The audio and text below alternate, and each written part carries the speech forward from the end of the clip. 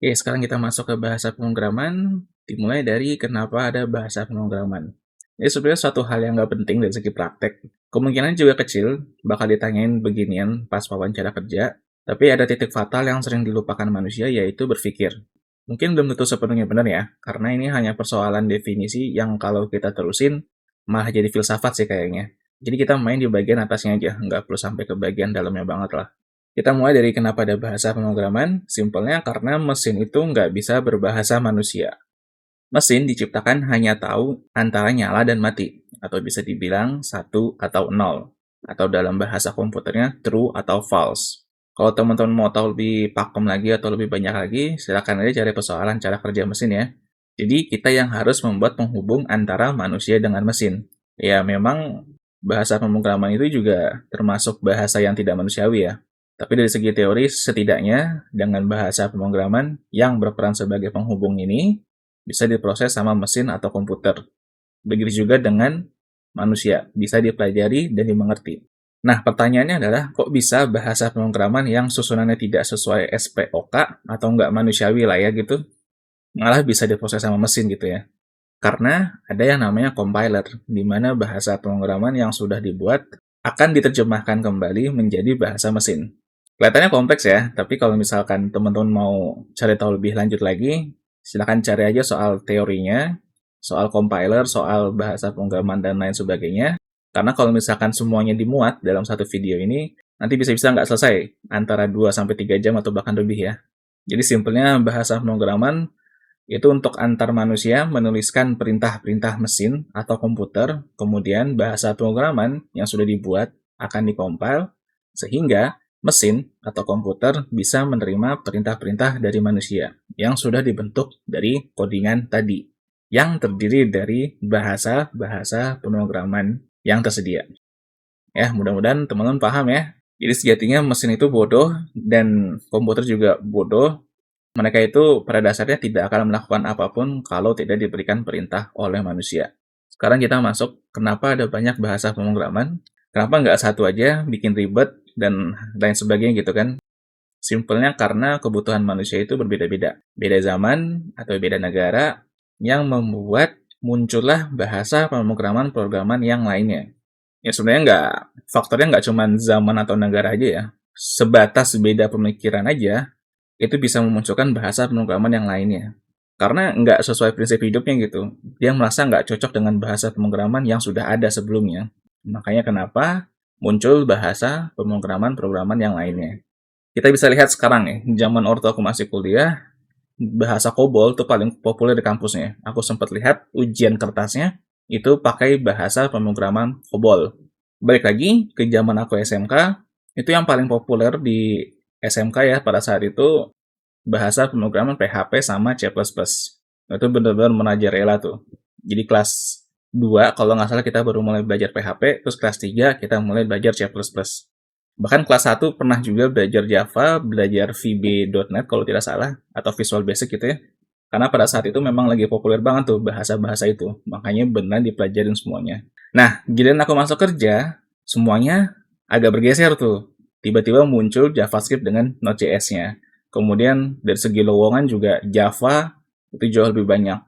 Dan kalau kita tarik ke tahun sekarang, sekitar tahun 2025-2026, dan mungkin 5 tahun ke depan juga akan mengalami perubahan lagi. Tapi yang jelas sekarang Rust lagi naik daun.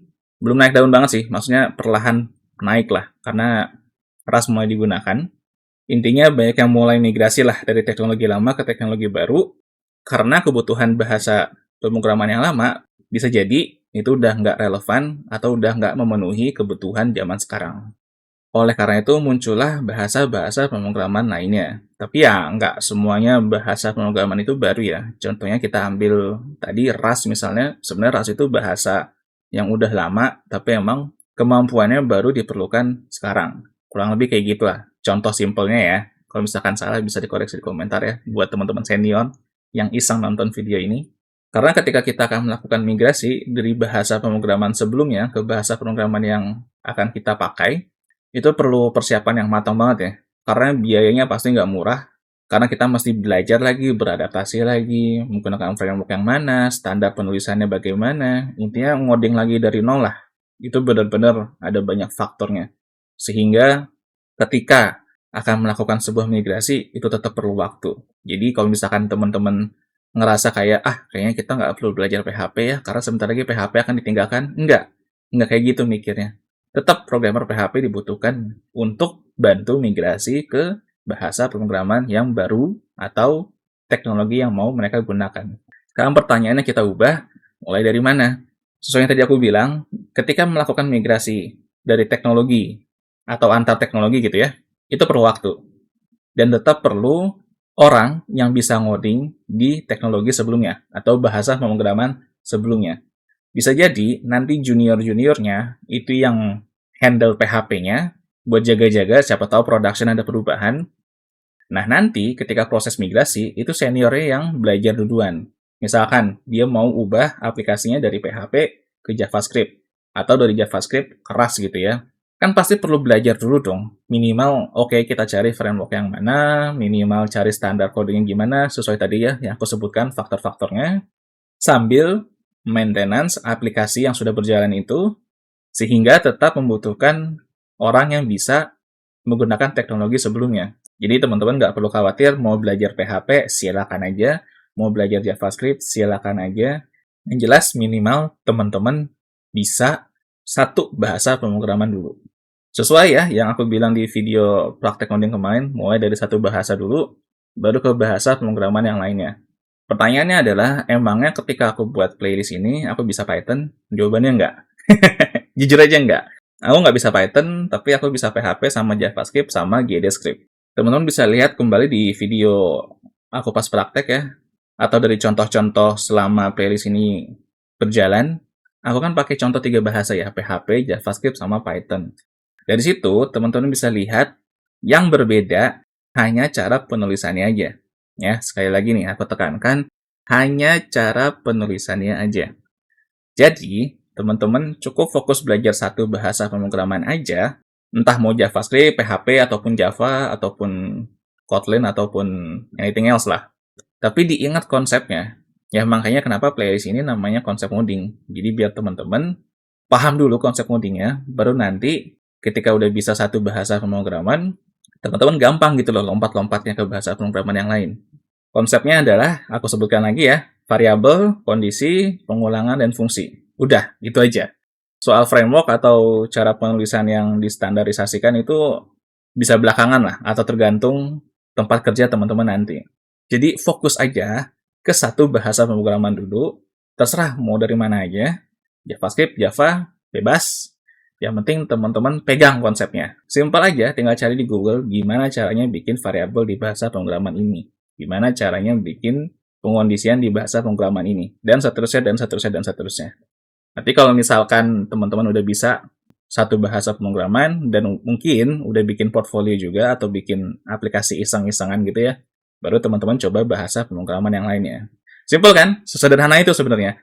Cara penulisannya aja yang berbeda, sisanya sama. Input-output sama, teman-teman yang atur semuanya, tinggal teman-teman pelajari lebih dalam lagi, apa fungsinya dari bahasa pemrograman ini, tujuan utamanya bahasa pemrograman ini diciptakan untuk apa, contohnya kayak JavaScript, dia nge-handle front-end, kemudian ada Java back-end, PHP juga back-end, tapi yang back-end ini belum tentu full back-end ya, bisa jadi dibawa jadi front-end.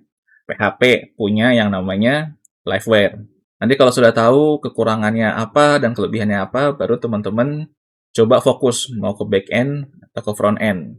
Ya, atau mungkin full stack, biar bisa dua-duanya, why not gitu kan.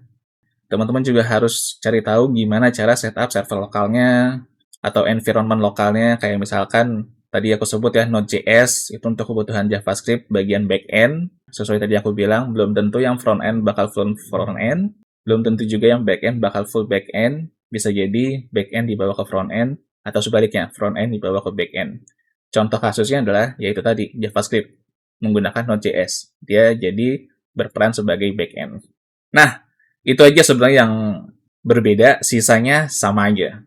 Cuma nulis kondisi, cuma nulis pengulangan, variabel, dan lain sebagainya, itu semuanya sama. Yang berbeda cuman cara penulisannya aja. Pokoknya nggak jauh-jauh dari situ lah. Kalau mau level tingkat selanjutnya ya silakan ikutin tutorial bahasa pemrograman yang ada ya, entah PHP, JavaScript, atau Java. Mau cari di channel lain juga silakan aja, yang penting teman-teman mulai belajar. Ingat, sekali lagi aku tekankan, fokusnya kuasai satu bahasa pemrograman dulu, baru ke bahasa pemrograman yang lainnya. Sekian dari video kali ini, mudah-mudahan bermanfaat dan teman-teman ngerti semuanya. Sekali lagi aku ingetin, konsep modding itu hanya variabel, kondisi, pengulangan, atau looping ya, dan fungsi. Atau kalau dibuat jadi pertanyaan, gimana caranya buat variabel di bahasa Java? Gimana caranya buat kondisi di bahasa PHP? Gimana caranya buat pengulangan di Python? Gimana cara buat fungsi di C++? Kuncinya itu. Dan diingat, silakan teman-teman mulai dari satu bahasa pemrograman dulu. Kita ketemu lagi di pembahasan selanjutnya, di video selanjutnya.